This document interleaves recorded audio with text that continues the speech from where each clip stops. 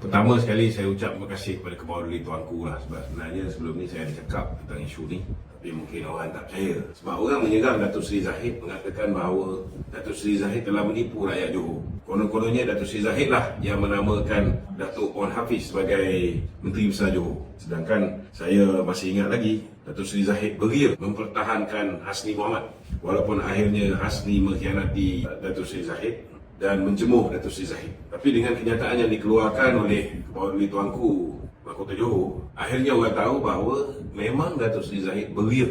Sebelum pilihan raya di Johor, beliau mengatakan bahawa UMNO akan mencalonkan nama Datuk Seri Hasni Mohamad sebagai calon Menteri Besar. Lepas kita dah menang 2/3 pun, sekali lagi beliau mengeluarkan kenyataan mengatakan bahawa UMNO akan mencadangkan nama Hasni Mohamad sebagai calon Menteri Besar.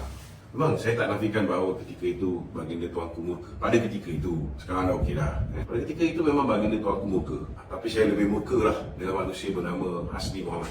Kerana walaupun Datuk Seri Zahid mempertahankan beliau bermati-matian, akhirnya apa dia buat pada Datuk Seri Zahid?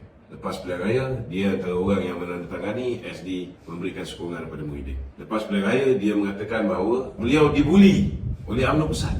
Tak ke gila ni kenyataannya? Padahal Datuk Seri Zahid betul-betul all out, betul-betul percaya. Ini kelemahan Datuk Seri Zahid lah. Dia ingat semua orang baik macam dia. So, dia gagal untuk menilai siapa tu Hasni Mohamad.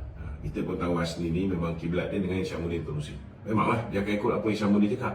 Syamuddin suruh sokong Muhyiddin, dia sokonglah Muhyiddin. Pada ketika itu, sepatutnya dia lebih tahu bahawa baginda Tuanku lagilah murka kepada manusia bernama Muhyiddin Yassin. Bukan setakat baginda Tuanku murka kepada Muhyiddin. Almarhum Sultan Iskandar lagi murka. Saya masih ingat lagi ketika almarhum meninggal dunia.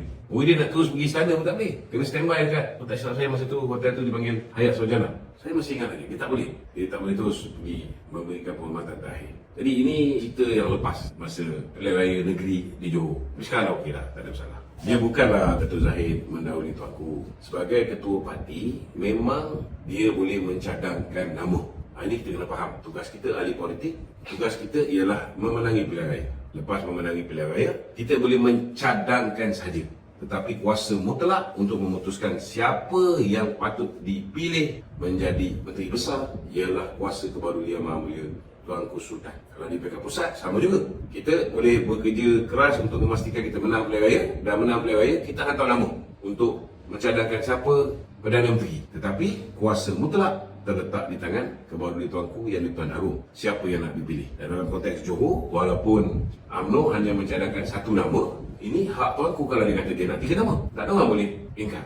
Dan 3 nama tu pun, kalau Tuanku nak suruh letak nama orang lain, kita kena tahu lah, itu memang kuasa Kebawali Tuanku. Tidak ada orang boleh mempertikaikannya. Itu adalah harapan Presiden Parti untuk Datuk Seri Hasni dikekalkan. Tapi saya rasa Datuk Seri Zahid pun mungkin menyesal memberikan nama Hasni mempertahankan dia bermati-matian. Last kali dia khianat kita. Saya yakin Datuk Seri Zahid pun mungkin terkilat dengan apa yang berlaku.